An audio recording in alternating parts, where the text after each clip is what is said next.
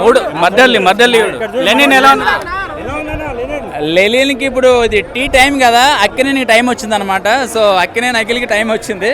So cinema విషయానికి వస్తే high expectations పెట్టుకొని ప్రొడ్యూసర్గా అదేదో సవాల్ చేశారు, ఇంటర్వెల్ బ్లాంక్ అదిరిపోతుంది అని చెప్పేసి.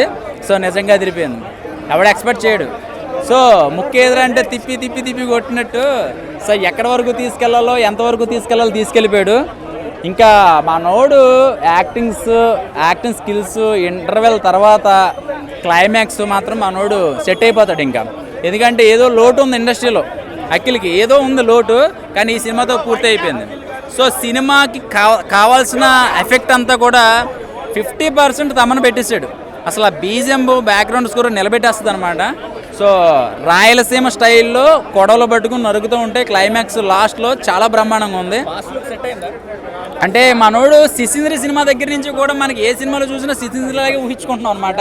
సో కొంచెం బాగుంటాడు, క్యూట్గా ఉంటాడు కదా. సో ఆ లింగి కట్టుకొని ఆ మేసాలు అవి పెంచి మంచిగా బొట్టు పెట్టి కత్తి పట్టుకుంటుంటే నాకు సిసింద్రే కనపడుతున్నాడు. కానీ ఇది ఒకటి తీసేయాలి. సో ఈ అయ్యగారే నెంబర్ 1 తీసేసి అఖిలే నెంబర్ 1 పెట్టుకుంటే బాగుంటుంది. మా సీట్ అంటే ఇంకా ఏదో చిన్న లోటు ఉందండి సినిమాలో. సో సినిమా ఎంతవరకు డిజైన్ చేశారు, ఎంతవరకు ఎఫెక్ట్ పెట్టారు. కానీ సినిమాకి ప్లస్ ఏంటంటే ప్రొడ్యూసర్ గారికి, డైరెక్టర్కి తమన్న పెట్టుకోవడం. మ్యూజిక్ తమన్న కాకుండా ఇంకెవరిని పెట్టుకున్నా సరే సినిమా నిలబెట్టలేం. ఎందుకంటే ఇదంతా కూడా ఈ స్టోరీ కూడా అంతా వేరేలా ఉంటుంది అనమాట. అంటే రాయలసీమ బ్యాక్ డ్రాప్లో ఉంటుంది, ఆ నడుక్కోవడాలు ఇవన్నీ ఎక్కువ స్టైల్ వేరు ఉంటుంది అనమాట. సో ఒక హీరోయిన్ చుట్టూ తిరిగే స్టోరీ. సో ఎంతవరకు కావాలో అంతవరకు ఎఫెక్ట్